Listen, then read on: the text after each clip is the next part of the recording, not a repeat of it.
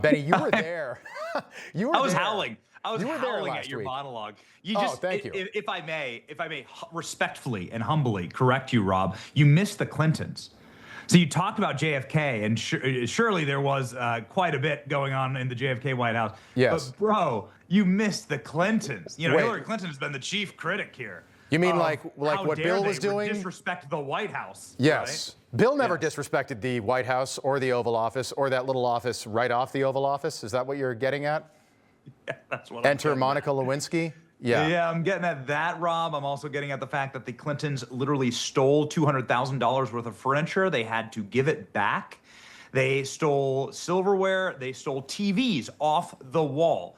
It was like a looting. It was like a Katrina-level looting of an electronics store, what they did to the White House. The Clintons also famously sold the Lincoln bedroom for profit. So they sold rooms inside of the White House itself. And so I think they have very little ground to stand on. And if you're wondering any further about whether the Clintons respect the White House, just go check some dry cleaning bills in Pentagon City.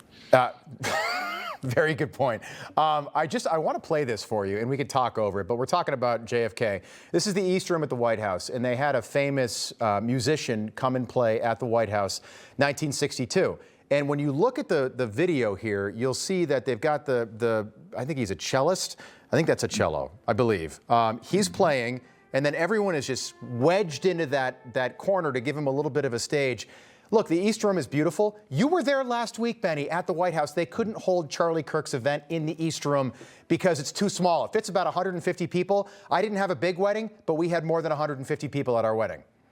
Rob, I know as a matter of fact, you've been to the White House maybe hundreds of times, and perhaps you've brought your wife there, and you'll bring your wife to a White House Christmas party or in a formal event at the White House. What would happen in the Rose Garden is you would walk out in heels. Your beautiful wife or my beautiful wife would be in their heels, and they would get stuck in the soggy ground because it's Washington, D.C., and it's a literal physical swamp. Right. And so the Rose Garden was unusable. Women didn't want to go out there in their heels. Men didn't want to get muddy. It was a disaster. It was a mess, and it was terrible for hosting. So what President Trump has done is make it a patio so you can actually host out there. He's also added the beautiful 100-foot tall flagpoles, along with something else I saw in person, the Joe Biden auto pen portrait. It was just that I can tell you, Rob, is probably the #1 tourist attraction at the White House. There was a selfie line that was waiting to go take a selfie with that. Many members of Congress and senators in there.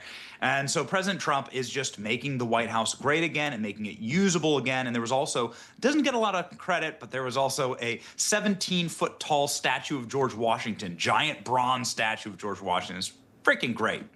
It's just, and sometimes I forget because I get honestly, I just get fired up throughout the day before 8 p.m.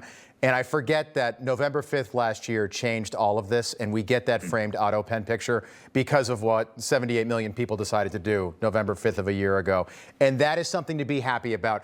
Quick question, Benny, I've got 15 seconds. Is this what it looks like for the next 3.5 years? Is nothing Donald Trump does ever going to be good enough for the rest of the media? Here's my suggestion for you and your incredible audience, Rob, and something that, if you don't mind, if I posit to you, since you are the expert and the host here.